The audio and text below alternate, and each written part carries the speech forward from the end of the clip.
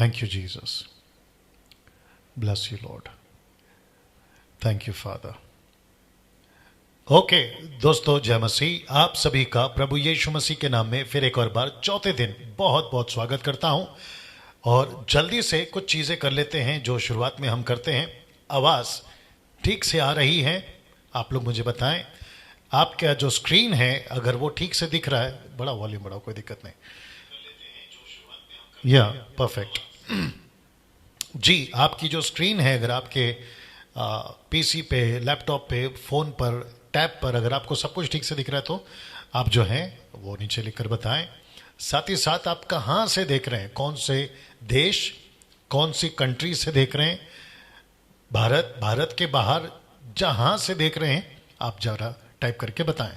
साथ ही साथ grace ministry fellowship जो कि मेरी कलीसिया, आप मुंबई के बाहर प्लीज़ टाइप करके बताएं आप मेरी कलीसिया से देख रहे हैं। साथ ही साथ मसीह मंथन बैठक यानी कि एमएमबी ग्रुप, वो भी आप लोग टाइप करके बताएं।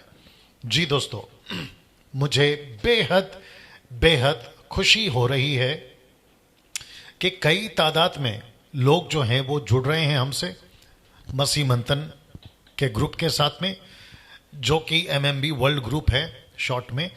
और काफ़ी कॉल्स, काफ़ी मैसेजेस, काफ़ी व्हाट्सएप कॉल्स देश और विदेश से मेरे पास में आ रहे हैं, और जिसके लिए मैं परमेश्वर का धन्यवाद देता हूं कि परमेश्वर अपने कार्य में जो है बड़ी तेज़ी से कार्य कर रहा है ना। दोस्तों,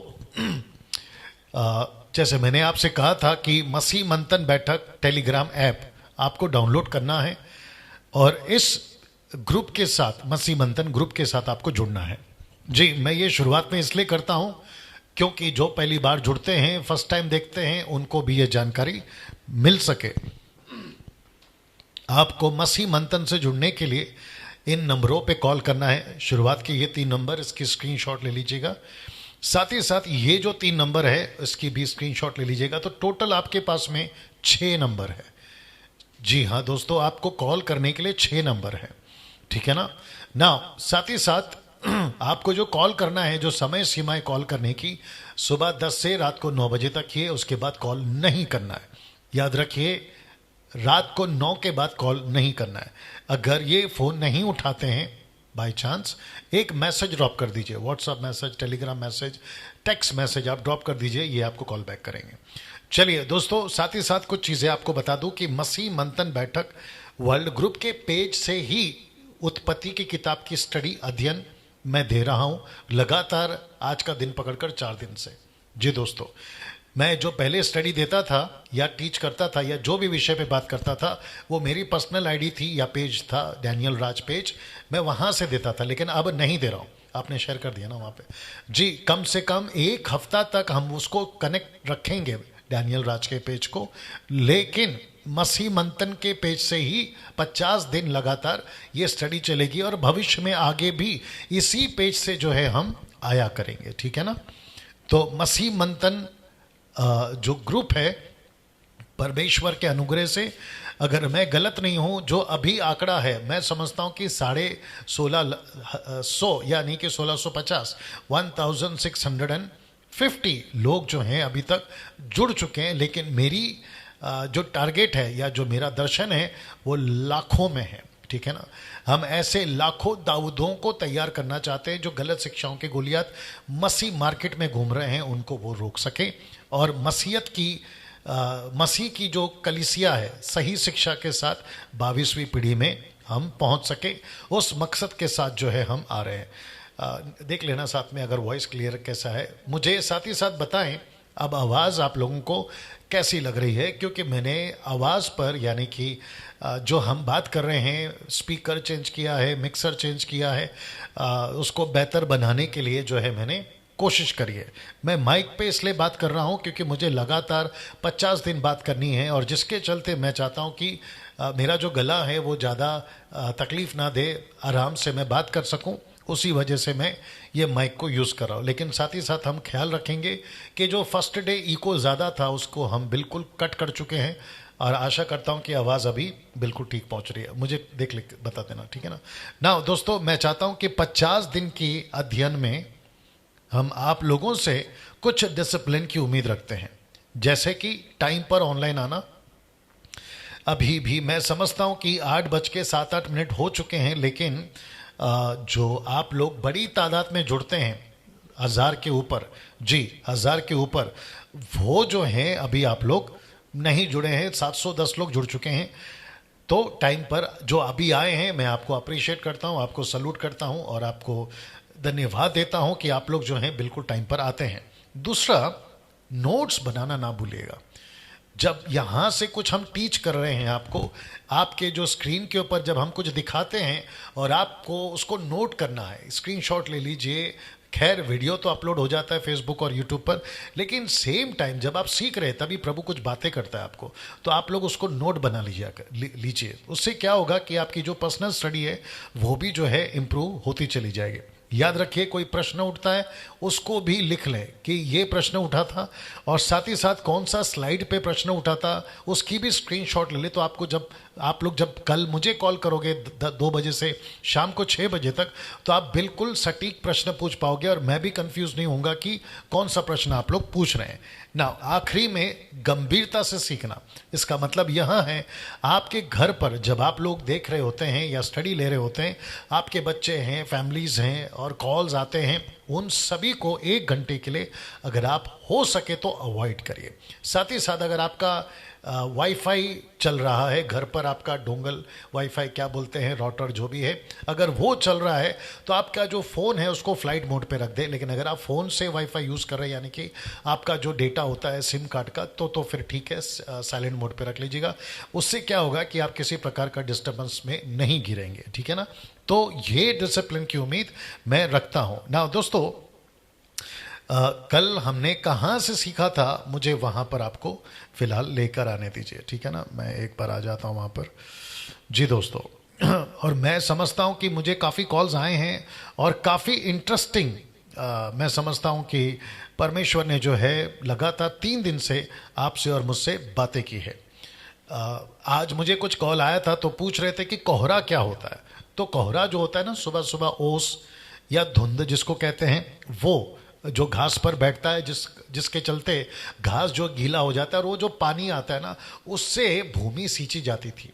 कब तक, मैं आपको कल बता चुका हूं।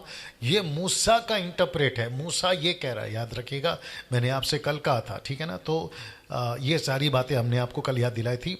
और ये, जी हाँ, ये नंबर भी मैं वापस बता देता हूँ, जो कल आपको कॉल करना है 10 बजे, क्षमा करें 2 बजे से शाम को 6 बजे तक आपको कॉल करना है, और उसके बाद जो है आपको सवाल पूछना है ना। साथ ही साथ मैंने कल कहा था कि हम पद 7 यानी कि उत्पत्ति की किताब उसका 2रा अध्याय वचन 7, the book of Genesis chapter 2 and verse from 7 से हम जो है आज बात करेंगे ना। अब मैं आपको ये भी बता दूं, आज ठीक 9 बजे तक सिर्फ और सिर्फ पद 7 पर ही बात होगी। जी दोस्तों, आपने ठीक सुना, पद 7 पर ही बात होगी। इसका मतलब है कि हम वचन 8 पर कल जाएंगे, आज नहीं सिखाएंगे। वचन 8 की शिक्षा कल से शुरू होगी, कल सिखाएंगे, क्योंकि मैं जैसे शुरू से कहते आ रहा हूं कि एक एक वचन या एक एक चैप्टर में बहुत मसाला है, बहुत कुछ है, बहुत सारा सीखने लायक है। मसाला से मेरा मतलब है बहुत कुछ आपको सीखने मिलेगा। जैसे आप खाना खाते हैं ना, तो खाने में मसाला पड़ता है ना, वैसे ये आत्मिक मसाला है। कुछ लोगों का मसाला शब्द से आपत्ति है, बर्दाश्त कर लिया करो यार, शिकायतें मत किया करो, है ना, कुछ चीज़ें बर्दाश्त कर लिया करो, ठीक है ना। मैं समझता हूँ कि वचन 7 में बहुत कुछ है।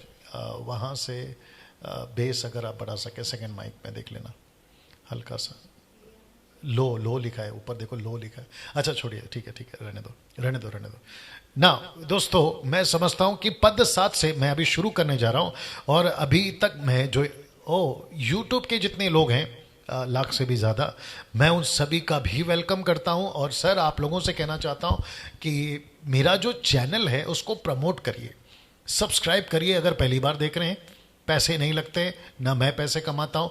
आइकन बेल दबाना नहीं भूलना, क्योंकि नोटिफिकेशन मिलती रहेगी।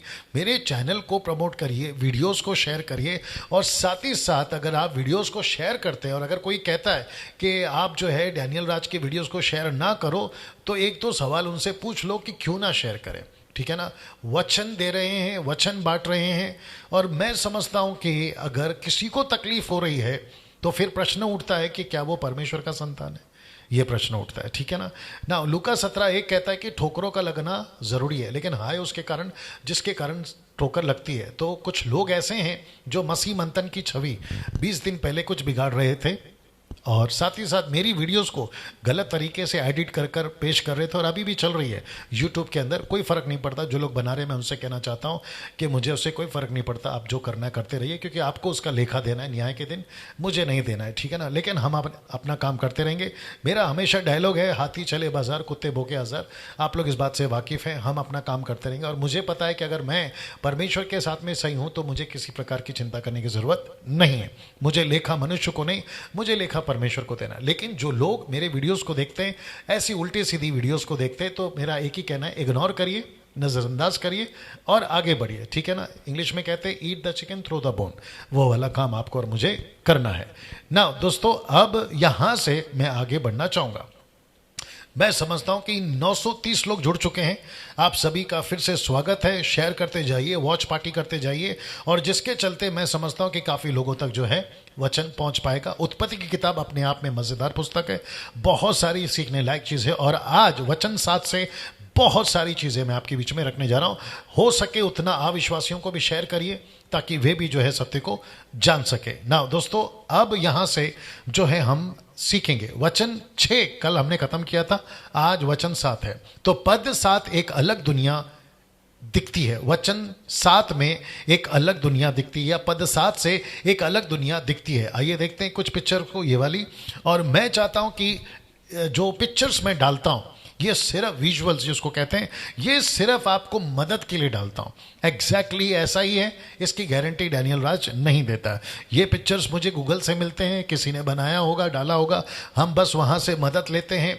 और कोशिश यही होती है आप सभी को जो है हम जितनी तादाद में वचन से कनेक्ट कर सके वो करने की मैं कोशिश करता हूं। उसके वजह से ये पोस्ट मैंने डाला है ना। पोस्ट को देखिए और कल्पना करना शुरू करिए कि जब मूसा अपनी किताबों को लिखकर लोगों को डाल रहा था या समझा रहा था, तो उसने ये चीज़ों को एक्सप्लेन करा। उसने क्या एक्सप्लेन करा? ऐसी कुछ दुनिया, ऐसा कुछ बगीचा, अदन की वाटिका, जो कि मैं अभी वचन में भी रखूंगा, भूमि से हटकर है, भूमि पर ही है, पृथ्वी पर भी है, इसी प्लैनेट में था, लेकिन वो हटकर था। इसलिए मैंने लिखा है कि पद 7 से एक अलग दुनिया दिखती है। अलग दुनिया से मेरा मतलब है कोई और ग्रह नहीं या प्लैनेट नहीं, इसी पृथ्वी की बात कर रहा हूं, ठीक है ना। जैसे कहावत में कहते ना, यार मैं तो कोई अलग दुनिया में चला गया, तो इसका मतलब रहता वो इसी दुनिया में। वैसे ही मैंने सिर्फ ये कहा है कि अलग दुनिया दिखती है, किसको? मूसा को। और जब हम पढ़ते तो हमको भी अलग दिखते है। आइए देखते हैं कैसे ना। सबसे पहले वचन 7 को पढ़ लेते हैं। मैंने यहां पर एक अलग रखा है, और उसी का पैरेलल मैं जो है आपको बाद में बताऊंगा कौन सा वचन है। आइए पढ़ते हैं वचन को। लिखा है और यहोवा परमेश्वर ने आदम, और ब्रैकेट में मैंने एम और एफ रखा है, इसका मतलब है मेल एंड फीमेल, ठीक है ना, तो उसको ध्यान रखिएगा। और यहोवा परमेश्वर ने आदम को भूमि की मिट्टी से रचा, उसके नथनों में जीवन का श्वास फूंक दिया, और आदम जीवित प्राणी बन गया। ये वचन कौन सा है? पद 2 का 7, चैप्टर 2 एंड वर्स 7।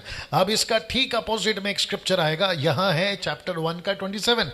यहां पे डायरेक्ट डिटेल में, डायरेक्ट एक लाइन में बोला गया है, लेकिन पद 7 यानी कि 2 का 7 जो इस तरफ है वो डिटेल में है। आइए देखते क्या लिखा है वचन 27 में, रेवलेशन, माफ करें, उत्पत्ति 1 का 27 में।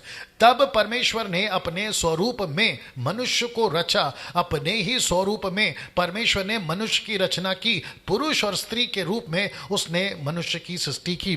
तो मुझे आपको पद 7 समझाने के लिए मुझे पद 27 का सहारा लेना पड़ेगा, जिसको मैं पिछले टीचिंग में प्रचार कर चुका हूं, यानी कि 2-3 दिन में मैं बता चुका हूं।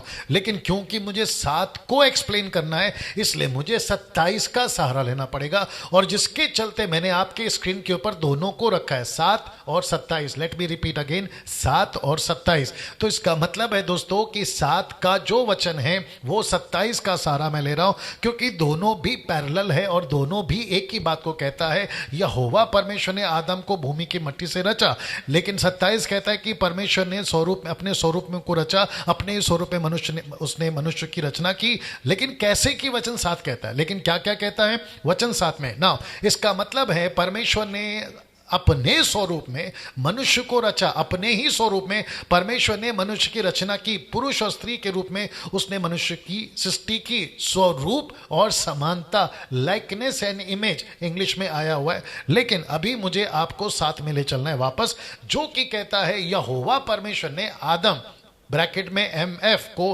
भूमि की मिट्टी से रचा और उसके नथनों में जीवन का श्वास फूंक दिया और आदम जीवित प्राणी बन गया। आई होप आप लोग नोट्स बना रहे हैं।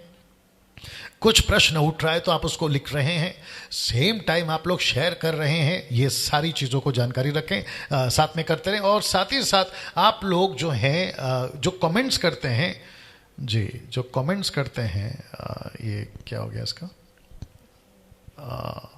ये डल क्यों हो गया, एक सेकेंड। ओके, बैटरी का इशू है, लगा दो जल्दी से। हाँ, एक सेकंड दोस्तों। ओके, बहुत फास्ट खा रहा है शायद। हाँ, उसको निकाल दो, एक सेकंड दीजिएगा।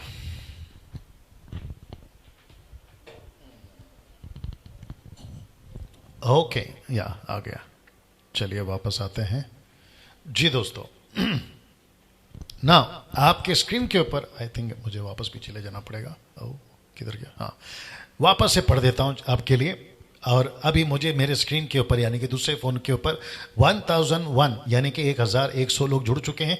आप सभी का स्वागत करता हूं। और बाकी जो शुरुआत में मैं डिटेल में बोलता हूं उसको आप लोग फिर से देख लीजिएगा। आइए वचन पढ़ते हैं। यहोवा परमेश्वर ने आदम ब्रैकेट में MF को भूमि की मिट्टी से रचा, उसके नथनों में जीवन का श्वास फूंक दिया, आदम जीवित प्राणी बन गया। तो जहां जहां लाल किया है, आइए उसको एक साथ में अलग अलग करके देखते हैं। आदम भूमि की मिट्टी, नथनों में श्वास फूंक दिया, जीवित प्राणी बन गया। तो ये जो 4 लाइन है मुझे आपको एक एक करके समझाना होगा, जो कि बहुत जरूरी है। सबसे पहला आदम, मैं वापस कहता हूं कि आदम का मतलब है पुरुष और स्त्री, MF मेल एंड फीमेल। परमेश्वर ने आदम यानी मानव जाति को बनाया। इसका रिकॉर्ड हम सबके पास में इस पवित्र शास्त्र में है। इस पवित्र शास्त्र में है, दिख रहा है, इस पवित्र शास्त्र में है। हम सबको परमेश्वर ने बनाया। मैं वापस कहता हूं, जब आदम मैं कह रहा हूं तो उसमें हिंदू, मुस्लिम, सिख, ईसाई, बुद्धिस्ट, पारसी, यहूदी, कहीं का भी आदमी हो, उसको परमेश्वर ने इस आदम को जब बनाया, इसका मतलब है ये जितने मैंने नाम लिए हैं ना, ये सब इसमें से ही निकले, इस आदमी में से निकले, इस आदम में से निकले। वाह। अच्छा, मुझे 2 दिन पहले जब कॉल आया था तो मुझे किसी ने बोला कि पास्टर डैनियल, आदम के पहले अगर सृष्टि थी जो कि अरबों खरबों साल चली है, मिलियन बिलियन ट्रिलियन, उसमें आपने कल कहा था या परसों कहा था कि डायनासोर्स या फिर जलगज, जिसका मैंने जिक्र किया था अय्यूब की किताब से 40 का 15, तो क्या उस सृष्टि में मनुष्य भी थे ना? बड़े ध्यान से सुनिएगा, बहुत सख्ती से, बहुत कठोरता से ये स्टेटमेंट दे रहा हूं कि पृथ्वी पर जो सामग्री, जो डिटेल बाइबल हमें देती है, इस आदम के पहले कोई और मनुष्य था, इसकी मैं डैनियल राज टोटली इसको कंडम करता हूं, नहीं था। ये पहला आदमी, ये प्रथम, जिसको हम आदम कहते हैं, जिसको पौलुस भी जिक्र करता है कि प्रथम आदम और द्वितीय यानी कि दूसरा आदम यीशु मसीह।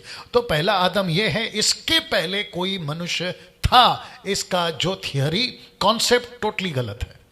ये ही एकमात्र मनुष्य का रिकॉर्ड बाइबल हमें देती है। उसके पहले का रिकॉर्ड कि मनुष्य था या फिर है, ऐसा कोई साबित नहीं कर सकता, क्योंकि जब है ही नहीं तो फिर बात ही कैसे करें। जो गाड़ी दिल्ली जाती नहीं है, हम उसका टिकट क्यों खरीदें? आगे आप समझदार हैं।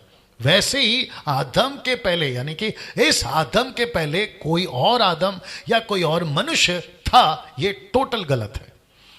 अभी कुछ साइंटिस्ट कहते हैं, क्या करूं, कुछ साइंटिस्ट कहते हैं, विचित्र टाइप के प्रचारक हमारे मसीह समाज में भी हैं, पता नहीं कहां से लेकर आते हैं और कुछ कुछ सिखाते हैं, यूट्यूब पे वीडियो बना देते हैं। तो मुझे किसी ने कहा कि पास्टर डैनियल, एक व्यक्ति है, खैर नाम तो मैं लेता नहीं हूं, एक व्यक्ति है, उसने कहा कि आदम के पहले भी एक आदम था। गजब हो गया साहब। और वो कहते हैं कि जैसे डायनासोर्स की हड्डी मिली वैसे इंसानों की हड्डी मिली। तो मुझे नहीं पता कि कौन से कॉन्सेप्ट में कौन सा लॉजिक लगाकर या किस किस तथ्य पर, किस बेस पे, कौन सा स्क्रिप्चर, मैं 27 साल से बाइबल पढ़ रहा हूं, ऐसा एक स्क्रिप्चर नहीं मिलेगा जी दोस्तों, नहीं मिलेगा। फिर मुझे नहीं पता कि कुछ लोग कहाँ से स्टडी लाते हैं, क्या सीखते हैं, किससे सीखते हैं, मुझे नहीं पता। लेकिन आपके लिए अभी मैं जो पूरी तैयारी के साथ आता हूँ, आपको मैं स्टेटमेंट देना चाहता हूँ कि इस आदम के अलावा, कौन सा आदम? ये वाला जिसको परमेश्वर ने मिट्टी से बनाया, जिसका रिकॉर्ड मूसा कर रहा है उत्पत्ति 1:7 में, 2:7 में, माफ करें, ये इस आदम ने, और जिसका सहारा मैं 1:27 से ले रहा हूँ, इस आदम के पहले कोई आदम नहीं था ना। दूसरी चीज, दूसरा लाइन, भूमि की मिट्टी यानी कि मिट्टी से बनाया, इंग्लिश में लिखा है डस्ट, ठीक है ना, मट्टी से परमेश्वर ने बनाया ना। अगर कोई पूछे, बाप रे बहुत बड़ी बात है, देखिए सूरज को कैसे बनाया? शब्दों से। कौन सा मटेरियल यूज किया? नहीं मालूम। चांद को कैसे बनाया? शब्दों से। कौन सा मटेरियल यूज किया? नहीं मालूम। स्वर्गदूत को भी बनाया, जो कि स्पिरिचुअल बीइंग जिसको कहते हैं इंग्लिश में, स्वर्गदूत को भी बनाया। कौन से धातु से बनाया? नहीं मालूम। ये सब रहस्य हैं, ये सब का नॉलेज परमेश्वर के पास में। जब हम स्वर्ग में जाएंगे तो हमें पता चलेगा। लेकिन आदम को मट्टी से बनाया, भूमि की मट्टी से बनाया। और सब उपदेशक उसका 12:7 माफ करें, द बुक ऑफ एक्लेसियास्टिक चैप्टर 12:7, वहां पर कहता है कि मनुष्य मट्टी है और मट्टी में मिल जाएगा। मनुष्य मट्टी है और मट्टी में मिल जाएगा। इब्रानियों की किताब उसका 9:27 कहता है आत्मा परमेश्वर के पास, मनुष्य का एक बार पैदा होना, न्याय होना, उसके साथ पहुंच जाना है, और आत्मा परमेश्वर के पास पहुंच जाएगी। सब उपदेशक 12:7 में लिखा है। तो इसका मतलब है कि मनुष्य को मिट्टी से क्यों बनाया? अगर कोई पूछना चाहता है तो मेरे पास में एक ही जवाब है, उसकी मर्जी उसकी मर्जी। ये उसने तय किया है कि मिट्टी से बना है। इसके कई लॉजिक लगा सकते हैं, मैं 2-3 लॉजिक अभी लगा देता हूं। जैसे कि अगर मनुष्य, क्योंकि आज की तारीख में हम सारी चीजों को जानते हैं, मनुष्य घमंडी हो गया है, उसको घमंड है, मेरे पास पैसा है, मेरे पास में नॉलेज है, मेरे पास में ज्ञान है, मैं अलाना हूं, मैं फलाना हूं। तो ऊपर से परमेश्वर कहता है बेटा भूलना नहीं कि तू मट्टी से बना है और मट्टी में मिल जाएगा। और हम सभी जानते हैं जितने भी सिकंदर आए, जितने भी राजा महाराजा आए, वो सारे के सारे पैदा हुए सच है, बड़े बड़े तीर मारे सच है, उन्होंने बहुत बड़े बड़े गढ़ों को जीता सच है, युद्ध जीते, बैटल्स जीते, ये भी सच है। लेकिन अंत क्या हुआ? खत्म, मर गए। कहां चले गए? मट्टी में। और मैं समझता हूं कि परमेश्वर मनुष्य की औकात को बताने के लिए, अभी जो आप सुन रहे हैं ना, आप, मैं जो बोल रहा हूं ना, हम सब इस मिट्टी से बने जिसका जिक्र मूसा कर रहा है। तो इसका मतलब है कि परमेश्वर ने हम सबको मिट्टी से बनाया, हम सबको मिट्टी से बनाया। और परमेश्वर हमको यह बताना चाहता है कि तुम मिट्टी हो, मैं परमेश्वर हूं, तुम मिट्टी हो और मैं परमेश्वर हूं। अब देखिए डिफरेंस देखिए। और परमेश्वर कहता है कि मैंने तुमको पृथ्वी पे रखा है ताकि मैं तुमको बताऊं कि तुम पृथ्वी के हो, और उसी वजह से परमेश्वर ने इसको पृथ्वी पे मिट्टी से बनाया। नाउ तीसरा बहुत गजब का है, और जो कि लिखा है कि उसके नथनों में श्वास फूंक दिया, यानी कि उसके नाक में परमेश्वर ने श्वास फूंक किया। रूआक ग्रीक वर्ड है, रूआक। और मैं समझता हूं कि ये वही फूंक है जो यीशु मसीह ने, यूहन्ना की किताब उसका 20वां अध्याय, अगर आप 20, 21, 22 पढ़ते हो, लिखा है कि यीशु मसीह ने अपने चेलों पर फूंका।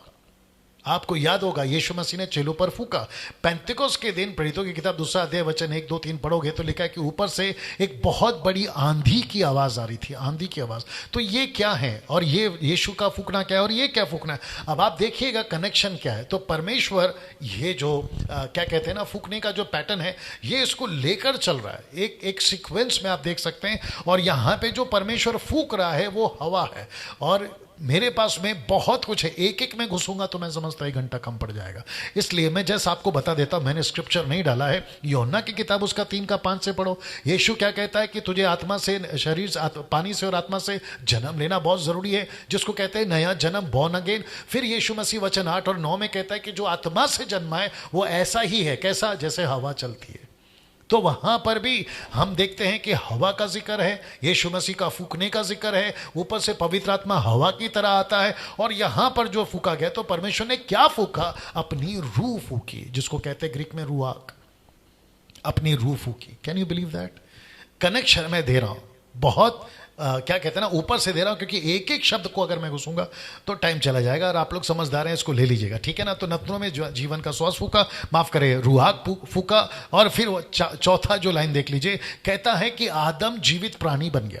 मैं बताऊंगा आपको जीवित प्राणी क्या बन गया और कैसे बन गया, उसके आगे मैं रखूंगा ना। अब मुझे उत्पत्ति 1 का 26 का भी सहारा लेना पड़ेगा, क्योंकि मैं 7 को समझाने के लिए 1:27 का सहारा लिया हूं। अब 1:26 में देखिए, परमेश्वर ने जीवित प्राणी अगर उसको बनाया, आइए देखते कैसे बनाया। फिर लिखा है, परमेश्वर ब्रैकेट में एलोहिम ने कहा, हम मनुष्य को अपने स्वरूप के अनुसार अपनी समानता में बनाए, और वे समंदर की मछलियों, आकाश के पक्षियों और घरेलू पशुओं और सारी पृथ्वी पर और रेंगने वाले जंतुओं पर क्या रखें? अधिकार रखें, सब पर अधिकार रखें ना।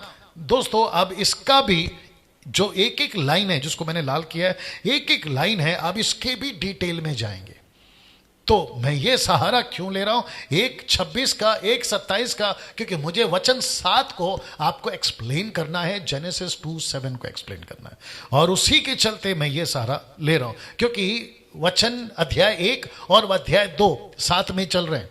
मूसा का इंटरप्रेट है, मूसा का अपना तरीका है बताने का, इसलिए उसको रिकॉर्ड किया गया। तो वापस इस वचन को पढ़ लेते हैं, और मैं आपको फिर से बता दूं, ये वाला लाइन, परमेश्वर ने फूका और आदम जीवित प्राणी बन गया ना। मैं वापस कहता हूं, आदम की मैं बात कर रहा हूं, मुझे बहुत स्ट्रांगली इसको बोलने दीजिए। आप अब अगर हिंदू कोई देख रहा है, अगर कोई मुस्लिम देख रहा है, बुद्धिस्ट देख रहा है, आप जो भी इंसान देख रहे हैं, पुरुष और स्त्री, मैं आप सभी से कहना चाहता हूं कि अगर आदम की मैं अभी बात कर रहा हूं, मैं आपकी बात कर रहा हूं।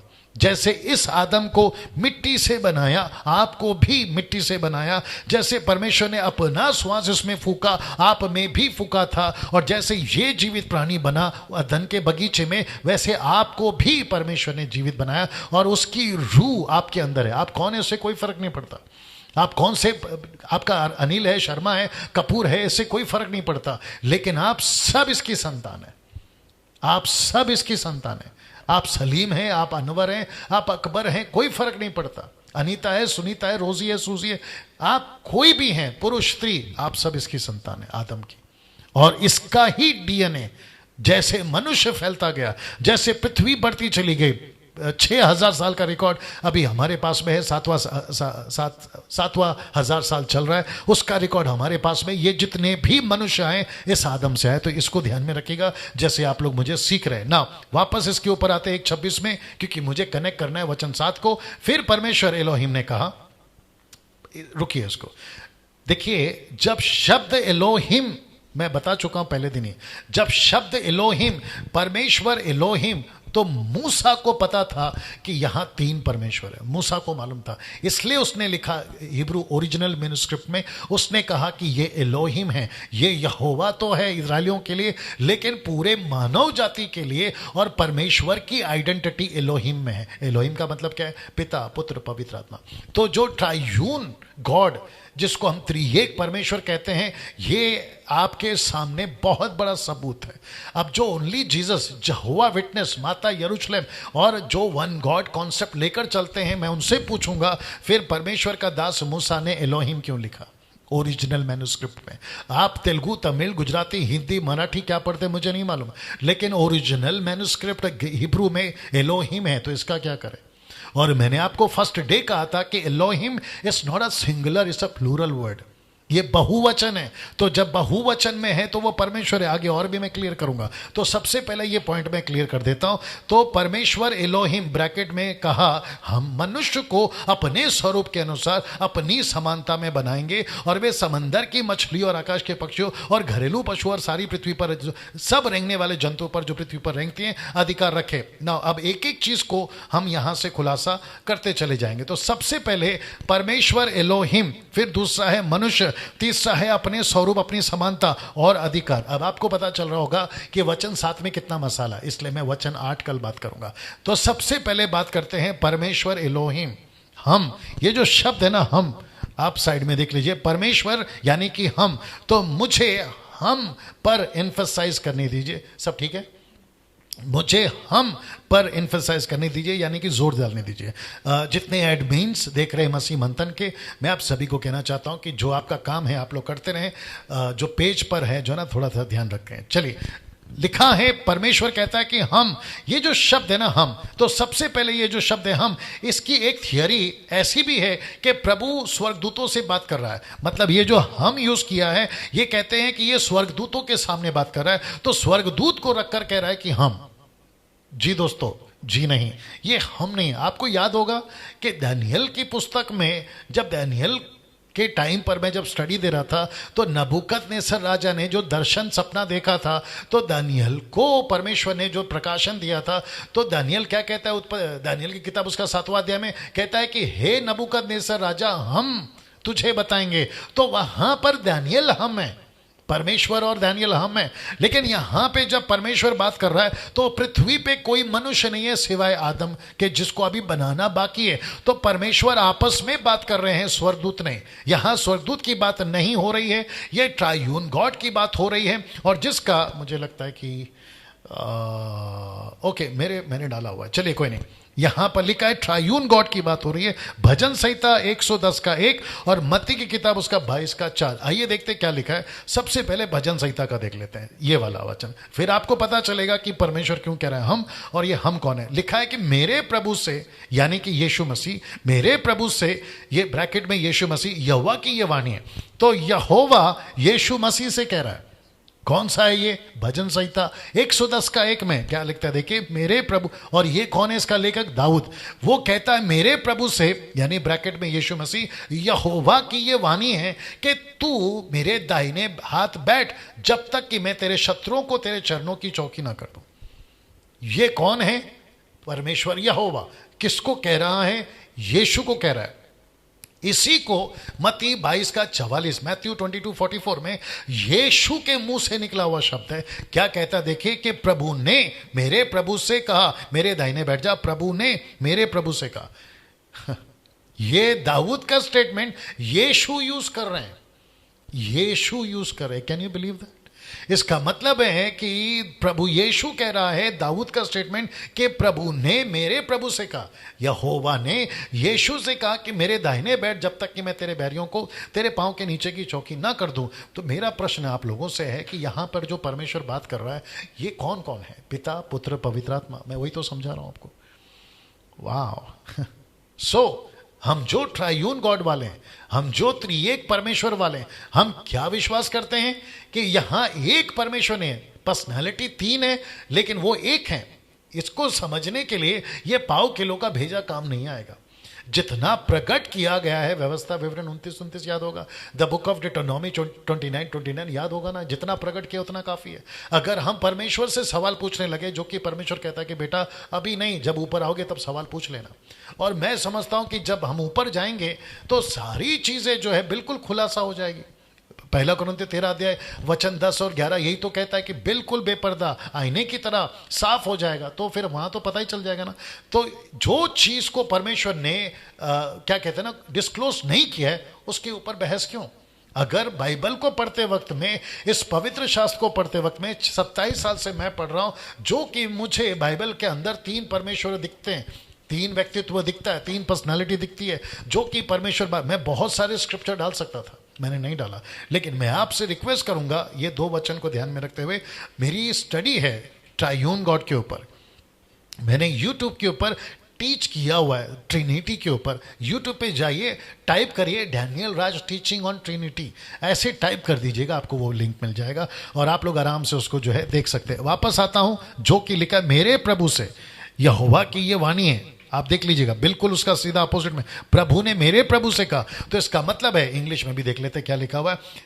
भजन Samhita psalm 110 and verse 1, the Lord said unto my Lord, bracket में जीसस क्राइस्ट। मैं रिपीट करता हूं, Lord said unto my Lord. और इसी को मैथ्यू 22:44 में, the Lord said unto my Lord. इसका मतलब है कि यहां पर भी, ये केजीवी वर्जन है, यहां पर भी बिल्कुल स्पष्ट है, Lord Lord Lord, God God God. ना आपको समझना होगा। अब बात करते हैं मनुष्य की।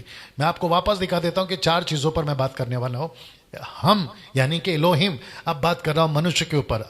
जी ये लीजिए, मनुष्य की बात हो रही है ना। मनुष्य दाऊद ने मनुष्य को कैसे इंटरप्रेट करा अपने तरीके से, जरा एक बार देख लीजिए। लिखा है मैं तेरा धन्यवाद करूंगा। कौन कहता है? दाऊद कहता है मैं तेरा धन्यवाद करूंगा इसलिए कि मैं भयानक, हिब्रू ट्रांसलेशन कहता है terrible. Can you believe this? Hebrew translation, मैंने ब्रैकेट में HEB हिब्रू, टेरेबल। टेरेबल का मतलब है खतरनाक, भयंकर, उससे डर लगता है। ऐसे मनुष्य, कौन कह रहा है? दाऊद कह रहा है। वो कह रहा है कि मैं तेरा धन्यवाद करूंगा इसलिए कि मैं भयानक और टेरेबल, ब्रैकेट में, अद्भुत रीति से रचा गया हो। तेरे काम तो आश्चर्य के हैं और मैं इसे भली भांति जानता हूं। मैं इसे भली भांति जानता हूं। तो दाऊद ऐसा क्यों कह रहा है कि मनुष्य इतना भयानक है? आप सभी जानते हैं। वो तो खैर आदम जब तक बगीचे में था, जब तक उसने फल नहीं खाया, उसकी असली पहचान नहीं हुई। लेकिन जैसे ही उसने फल खाया, जैसे ही बगीचे से बाहर निकलता है, आदम क्या कर सकता था, कितना नीचे जा सकता था, कितना गंदा इंसान बन सकता था। उसकी जो पहली औलाद हुई कैन, वो क्या कर सकता था? उसने सबसे पहला गंदा काम किया, अपने भाई का कत्ल। उसके बाद परमेश्वर क्या कहता है मालूम है? ठीक 5 अध्याय के बाद में उत्पत्ति 6:6 में कहता है यहोवा पृथ्वी पर मनुष्य को बनाने से पछताया। नाउ मुझे पता है कि सनातन धर्म वाले, राहुल आर्या जैसे कुछ लोग जो हैं, कहते हैं इसके ऊपर, मैं उसको भी कनेक्ट करता करता चलूंगा क्योंकि मेरे पास में ज़्यादा वक्त नहीं है, बहुत सारा आपको देना होता है। मैं ऐसे लोगों के ऊपर टाइम पास भी नहीं करना चाहता। लेकिन अगर आप में से कोई कल कॉल करना चाहता है, सवाल पूछना चाहता है, यह मोस्ट वेलकम। पछताया हिब्रू शब्द है, कहता है सॉरी। आप सॉरी कब कहते हैं? आप सॉरी कब फील करते हैं? आपको महसूस होता है कि यार ये आदमी गलत कर गया, ये आदमी ने ऐसा करा।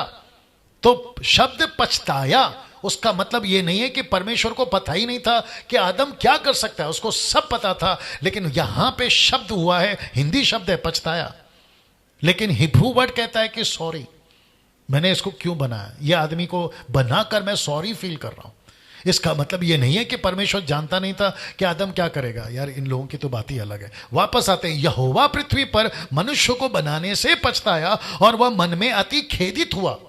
क्यों खेदित हुआ?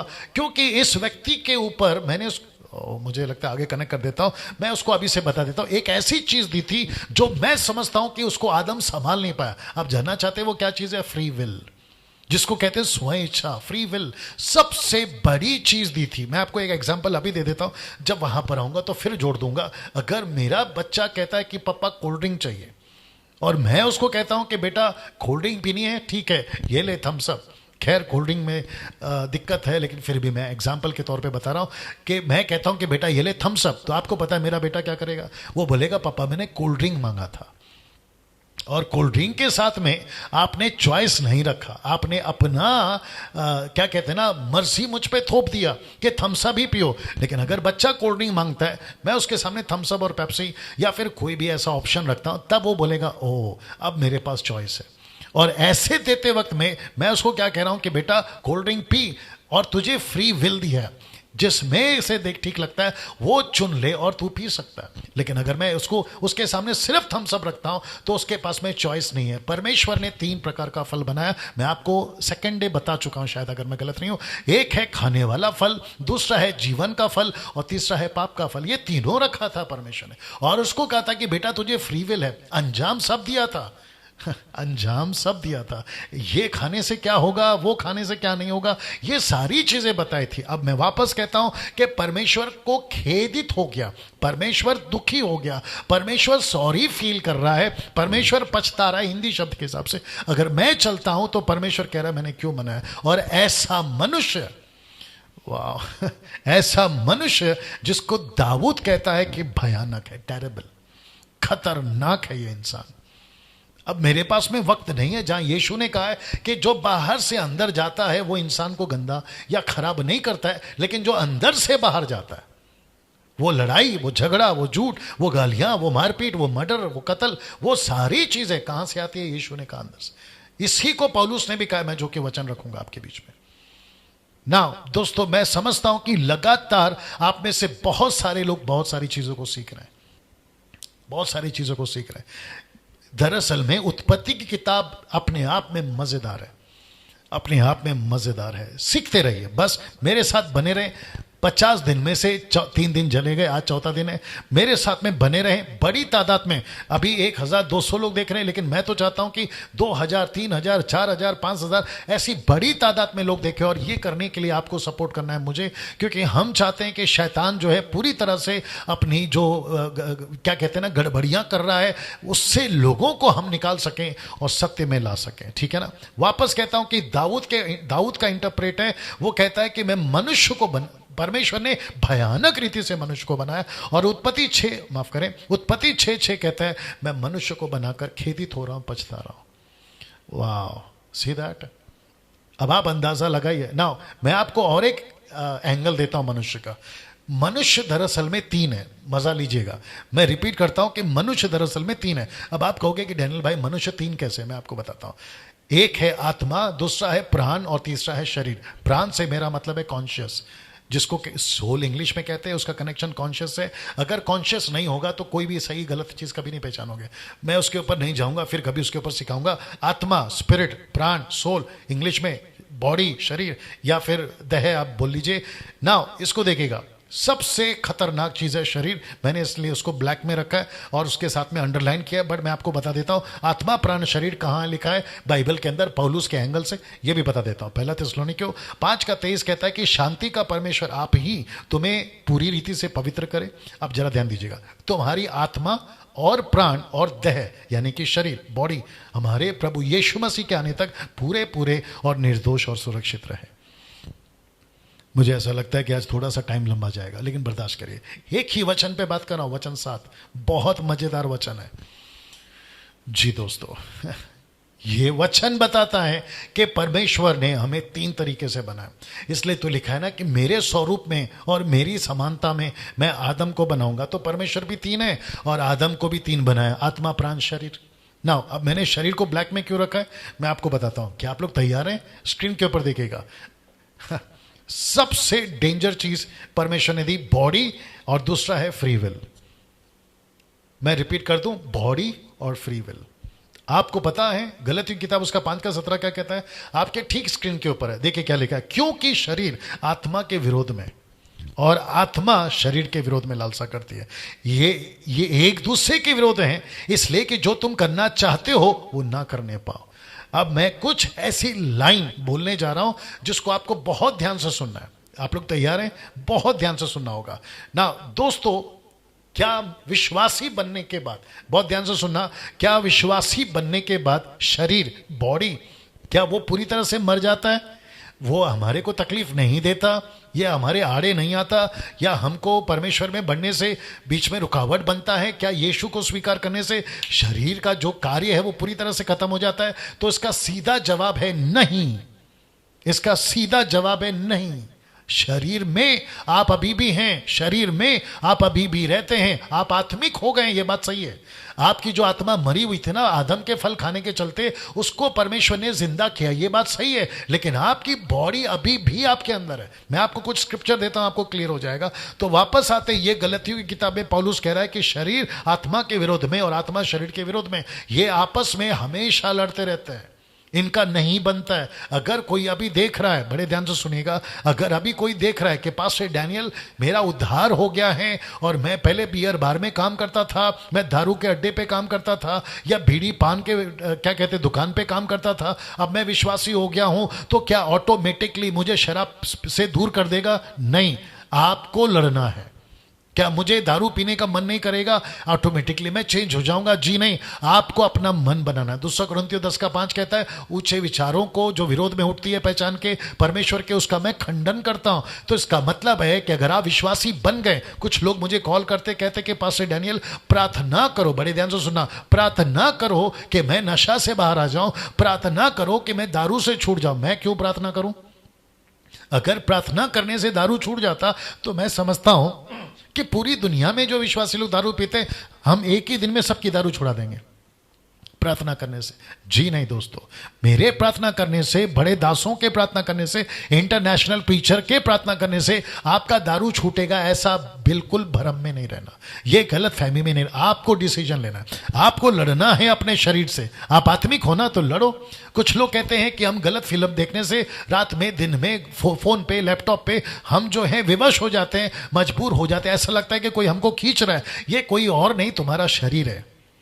और ऐसा इसलिए, अब आप लोग बोलोगे डैनियल भाई, जब हम प्रभु में आ गए, यीशु मसीह में आ गए, तो फिर ये शरीर हमारे बीच में आता क्यों है? नीचे देख लो ना, लाल में। परमेश्वर ने हमको रोबोट नहीं बनाया, हमको पॉपेट या कठपुतली नहीं बनाया, उसने हमको फ्री विल दिया है, जैसे आदम को फ्री विल दिया था। आज आप चर्च जाते हो, लेकिन चर्च जैसे ही छूटते हो उसके बाद में कहां जाते हो, ये फ्री विल आपका है, ये चॉइस आपका है। आप पहले, एक दिन पहले संसारिक थे, अगले दिन आपका उद्धार हो गया, फिर अगले दिन से आपको रास्ता मोड़ना है, ये फ्री विल आपको दिया। जबरदस्ती स्वर्गदूत ऊपर से आकर डंडा मार के जैसे बिलाम को अक्ल दिया था वैसे नहीं देगा दोस्त।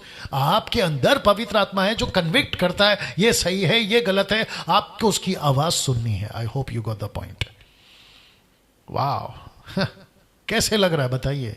आप नीचे टाइप करके बताइए, या जैसे आपको प्रतिक्रिया देना है, कल कॉल करके बताइए। और मैं जानना चाहता हूं कि परमेश्वर कैसे आपसे बात कर रहा है। 1300 लोग जुड़ गए अभी। जी दोस्तों, वापस कहता हूं, बॉडी दी आदम को सबसे क्या कहते हैं ना, खतरनाक चीज। इसलिए दाऊद कहता है मैं भयानक रीति से बनाऊं। हम सब के अंदर मुझे और एक बोलने दीजिए। अभी भी विश्वासी बनने के बाद, अभी भी आपका जो शरीर है ना, आपको दारू पिलवा सकता है अगर आपने कंट्रोल में नहीं लिया तो। आपको अभी भी सिगरेट पिलवा सकता है, आपको अभी भी गलत काम करवा सकता है अगर आपने कंट्रोल नहीं किया। मैं आपको बताता हूं क्यों। मैं कुछ वचन भी रखूंगा, डोंट वरी। एक वचन आपको पढ़ना है, रोमी की किताब, उसका 8वां अध्याय निकाल के रखो, मैं बताता हूं कौन सा वचन है। दोस्तों मेरे साथ में बने रहे, जी मेरे साथ में बने रहे ना। पहला यूहन्ना 2:16, क्योंकि जो कुछ संसार में है, अर्थात शरीर की अभिलाषा, आंखों की अभिलाषा, जीविका का घमंड, वह पिता की ओर से नहीं परंतु संसारी की ओर से। रोमियो 8:8 क्या कहता है? देखिए 8:8 से आगे पढ़ना मैं बताऊंगा, ठीक है ना? माइक के में आना आपको। जो कि कहता है, और जो शारीरिक दशा में है वे परमेश्वर को प्रसन्न नहीं कर सकते। ये किसकी बात हो रही है दोस्तों? ये एक विश्वासी से बात कर रहा है यूहन्ना, एक विश्वासी से बात कर रहा है पौलुस। और मैं आपको वापस बता दूं कि परमेश्वर ने आदम को बनाया 3 रूप में, आत्मा, प्राण, शरीर। ये आदम के पास में भी था शरीर, और वहीं पे गड़बड़ हो गई, क्योंकि शरीर के साथ में एक और चीज दी थी जो मैं आपको वापस से दिखा देता हूं, और वह है फ्री विल, स्वइच्छा। ये स्वइच्छा आपके पास अभी भी है। ये फ्री विल, एक पास्टर आपके पास अभी भी है, बाइबल टीचर आपके पास अभी भी है, आप प्रॉफिट हैं तो आपके पास अभी भी है। ये दोनों का चीज आपके पास अभी भी, दोनों के दोनों। आप अगर कहते हो कि मैं बिशप हूं, मैं रेवरेंड हूं, मैं अपोस्तल हूं, मैं प्रॉफिट हूं, मैं अलाना हूं, मैं फलाना हूं, आपको परमेश्वर ने बॉडी भी दी है, साथ में फ्री विल भी दी है। अभी भी पैसे के लालच में आप अभी भी पढ़ सकते हैं, व्यभिचार में आप अभी भी पढ़ सकते हैं, लेकिन परमेश्वर कहता है बेटा फ्री विल दिया है। प्रकाशित वाक्य, मेरे पास में टाइम नहीं है, प्रकाशित वाक्य 22:11 क्या कहता है पता है? जो धर्मी है वो धर्मी बना रहे, जो अधर्मी है वो अधर्मी बना रहे, जो पवित्र है वो पवित्र बना रहे, जो मलिन मतलब गंदे काम करने वाला वो वैसे ही फिल्थी माफ करें, फिल्थीनेस, जो गलत काम करता है वो करता रहे, क्योंकि न्याय के दिन मैं उसका हिसाब करूंगा। तो परमेश्वर ने क्या दिया? Free will. आप चर्च जा सकते हो, आप चर्च नहीं जा सकते हो, फ्री विल। बाइबल पढ़ सकते हो, नहीं पढ़ सकते हो, फ्री विल। प्रार्थना कर सकते हो, नहीं कर सकते हो, फ्री विल। गलत काम कर सकते हो, नहीं कर सकते हो, फ्री विल। और यही फ्री विल आदम को भी दिया था। अब कुछ मूर्ख टाइप के लोग हैं जो अविश्वासी, जो बाइबल के खिलाफ है, परमेश्वर के खिलाफ है, वो कहते हैं कि जब परमेश्वर को पता था आदम गलती करेगा तो उसको रोका क्यों नहीं? क्यों रोकेगा भाई?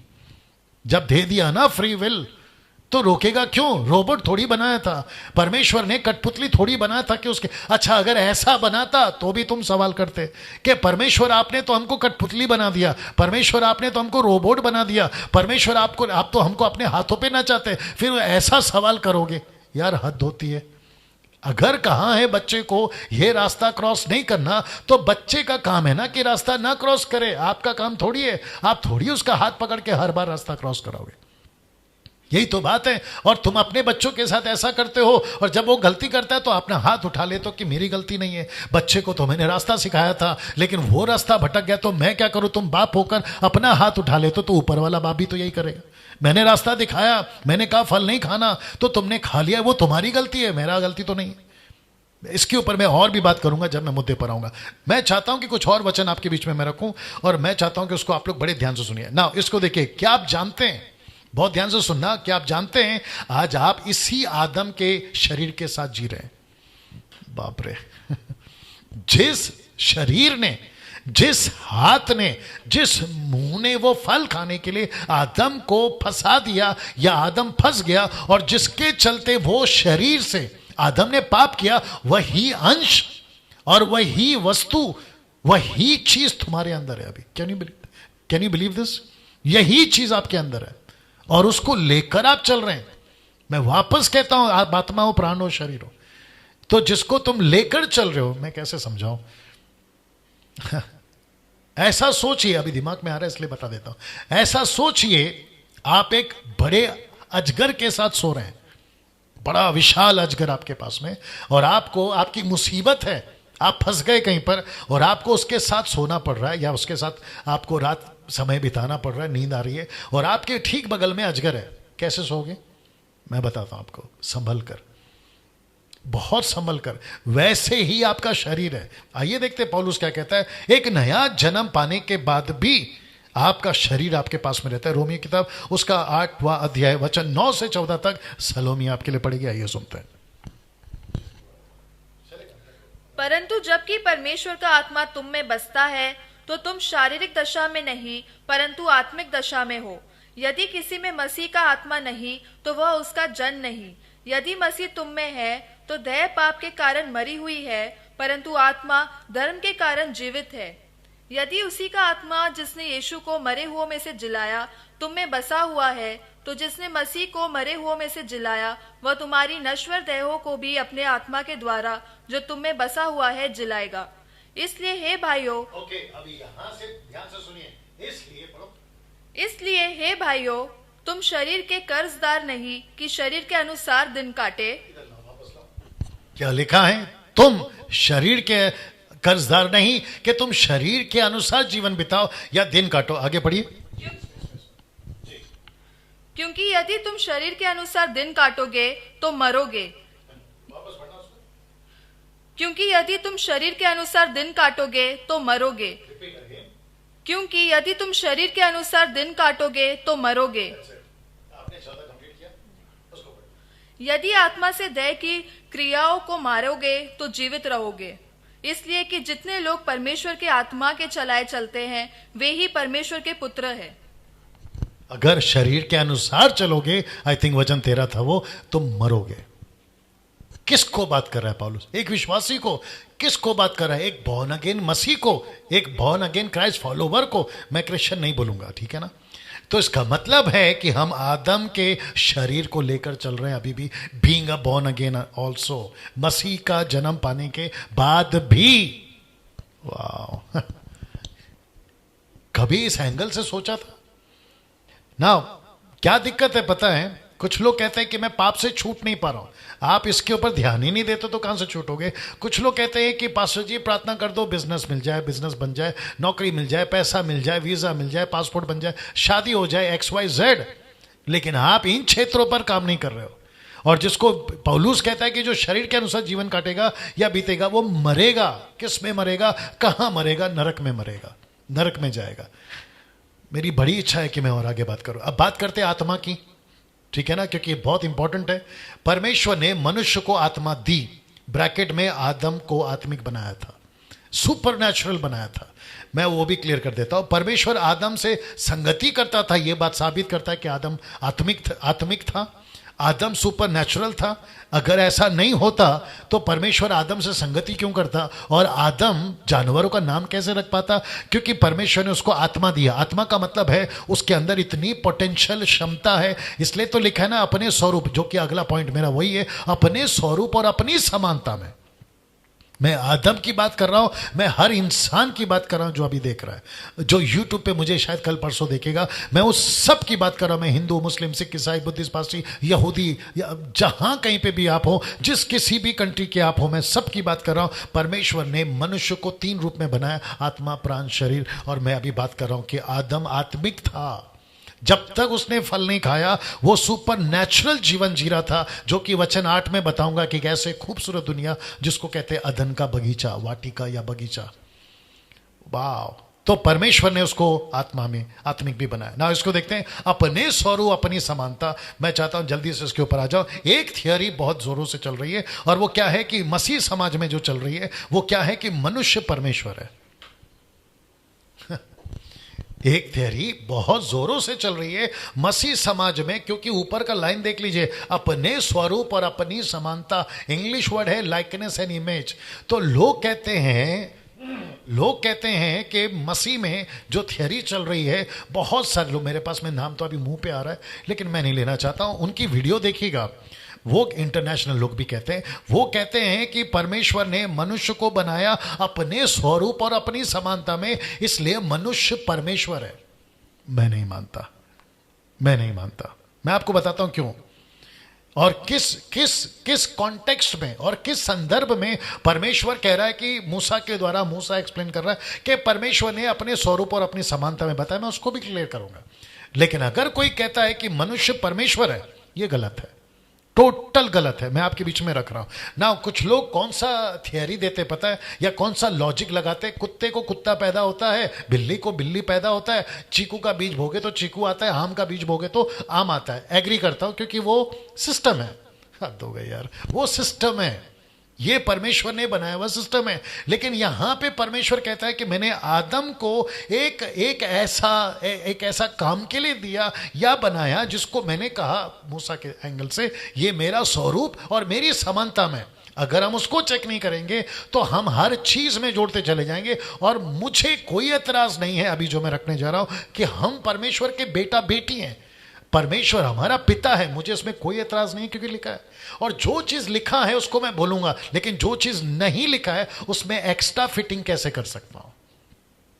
अब जितने ऐसी थियरी लगाते हैं या ऐसी लॉजिक लगाते हैं कि परमेश्वर ने मनुष्य को अपने स्वरूप में बनाया, तो आप उसको ऐसे क्यों कहते हो कि परमेश्वर ने मनुष्य को परमेश्वर बनाया? परमेश्वर परमेश्वर है, मनुष्य मनुष्य है। मैं इसके ऊपर फिर कभी और अच्छे से बात करूंगा, मुझे यहां से आगे बढ़ने दीजिए क्योंकि वक्त का भी ख्याल रखना है। अब आपके बिल्कुल इस तरफ वाले स्क्रीन के ऊपर आपको ट्राइयून गॉड मिलेंगे। एक है पिता, एक है पुत्र और एक है पवित्र आत्मा। मैंने पिता के चेहरे पर रोशनी रखी है क्योंकि हमको पिता को नहीं देखा है बाइबल के हिसाब से, लेकिन यीशु के टाइम के लोगों ने देखा है, ठीक है ना। तो ये है ट्राइयून गॉड। और इस तरफ आप देख सकते हैं आदम और हवा। और अब बात करते हैं एलोहिम, ब्रैकेट में देख लीजिएगा, यानी कि ट्राइयून गॉड।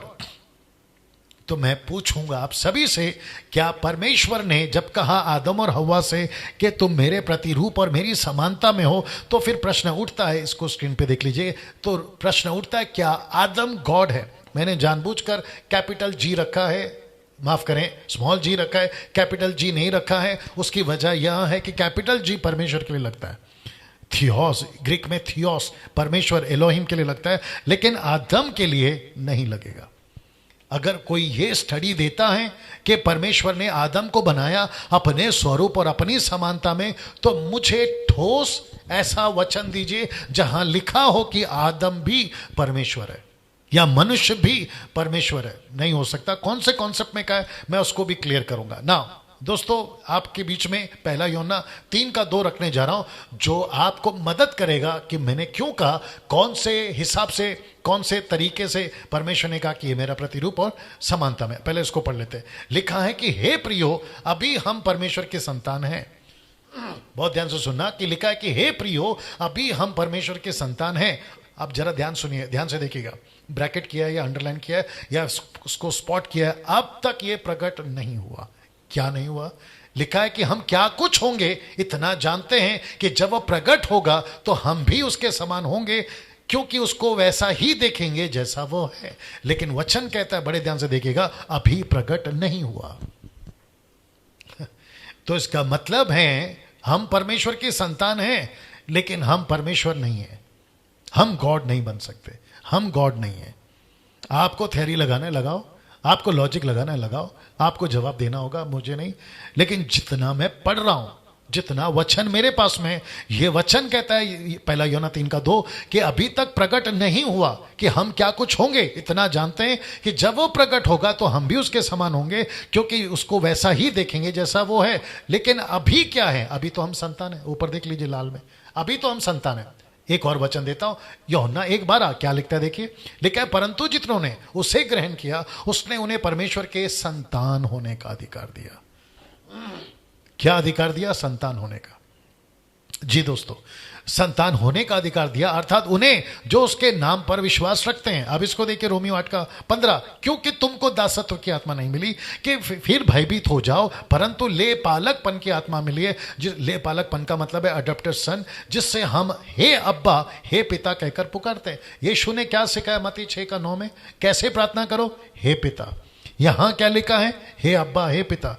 तो आपको यह अधिकार जरूर है कि आप परमेश्वर को अपना पिता बोल सकते हैं, परमेश्वर को अपना पिता बोल सकते हैं। लेकिन अगर कोई ये थियरी निकालता है या ये कॉन्सेप्ट निकालता है कि हम परमेश्वर हैं, तो गड़बड़ हो जाएगा सर। ओके ना, अब मैं यहां से आगे बढ़ना चाहूंगा क्योंकि वक्त को भी मुझे ध्यान रखना है। 9 बज चुके हैं। आपके बीच में अब आ रहा है मूसा बाबा। जी दोस्तों, मूसा ने क्यों लिखा अपने स्वरूप और अपनी समानता में? मैं आपको बताता हूं क्यों। आदम और हवा जानवर की तरह थोड़ी ना, ये थोड़ी थोड़ी थोड़ी थोड़ी थोड़ी होना चाहिए, तो कैसे आ गया? थोड़ा सा स्पेलिंग में मिस्टेक है, उसको ठीक कर लीजिएगा। थोड़ी होता है, नॉट तोड़ी होता है, ठीक है ना। मूसा ने क्यों लिखा अपने स्वरूप अपनी समानता? क्योंकि आदम और हवा जानवर नहीं थे।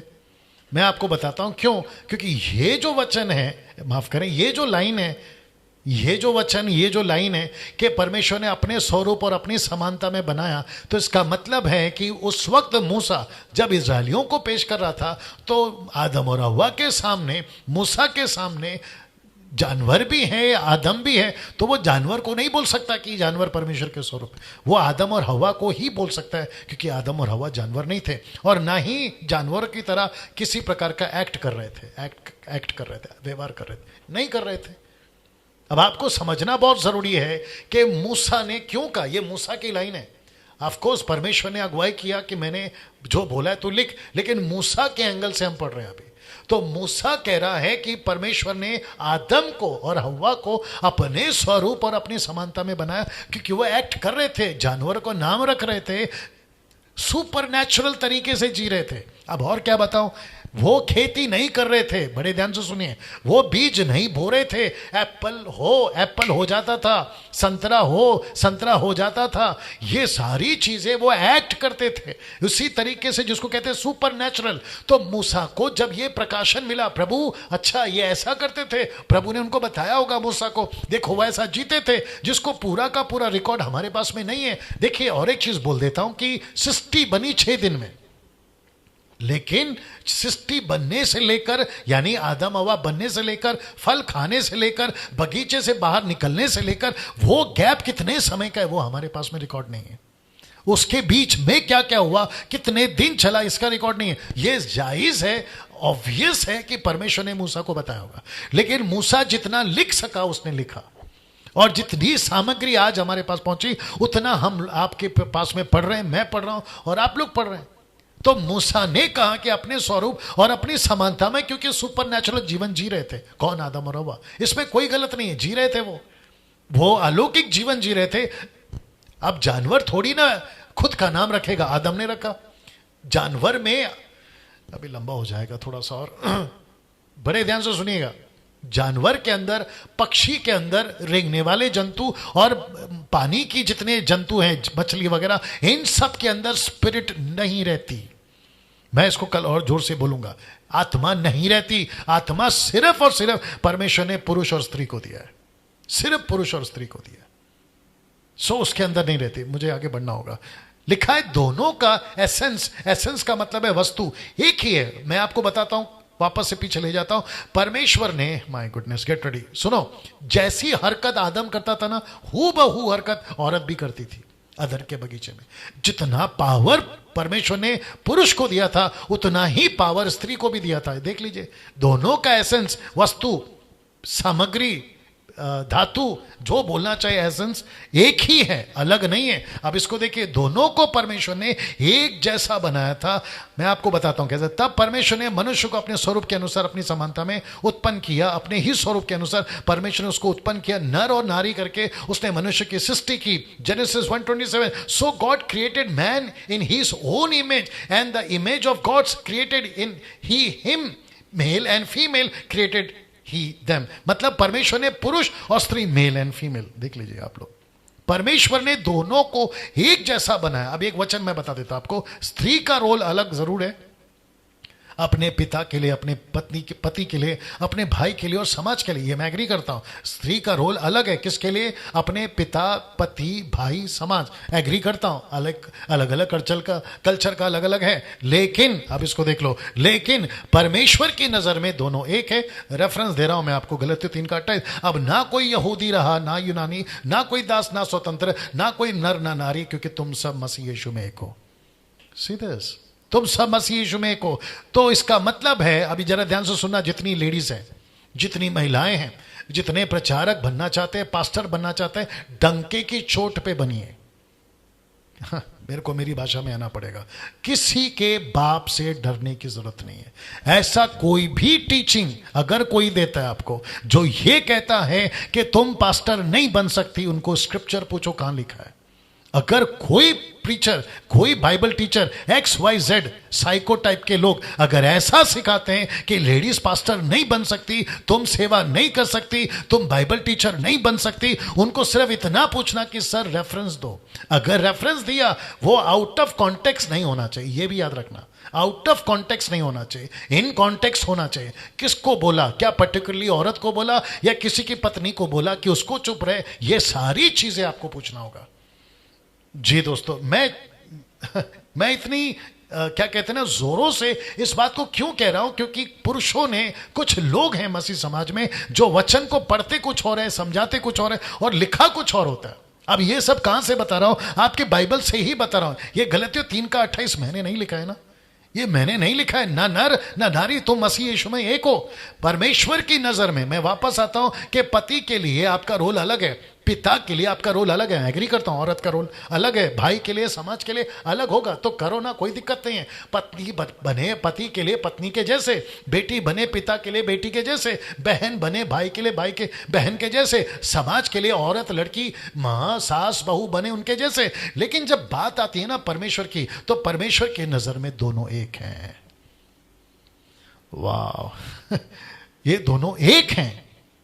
तो मुझे नहीं समझ में आता है कि कैसे आप एक दो वचन को उठाकर, वो भी आउट ऑफ कॉन्टेक्स्ट, पौलुस ने बोला किसी और मकसद के साथ, उसको कॉपी पेस्ट कर दिया कि और औरत का मुंह बंद कर दिया आपने। मैं वापस कहता हूं, जितनी लेडीज मुझे सुन रही है, जितनी मेरी बहनें, जितनी मेरी माएँ, जितने भी आप सुन रहे हैं, मैं आप सभी को कहना चाहता हूं, डंके की चोट पे सेवा करो, किसी के बाप से डरने की जरूरत नहीं है ना। इसको देखिए, अधिकार पर आते फिर मैं समाप्त करूंगा।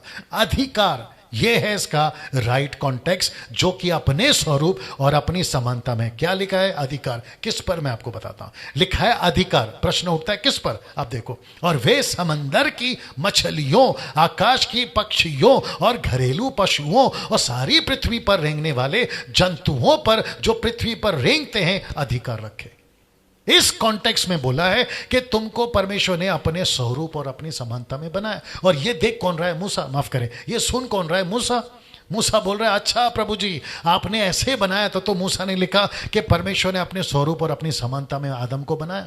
अब उसको उठाकर अलग तरीके से पेश करोगे, ये आपका प्रॉब्लम है। लेकिन मुझे जो पढ़ने में आ रहा है, मैं जो समझ रहा हूं, वो आपके बीच में रख रहा हूं।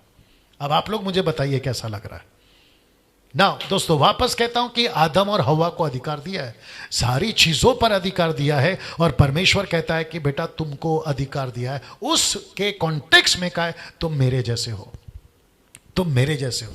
मैं जैसे अधिकार रखता हूं सूरज चांद पर, तुम रखो। मैं जैसे बगीचे पर अधिकार रखता हूं, तुम रखो।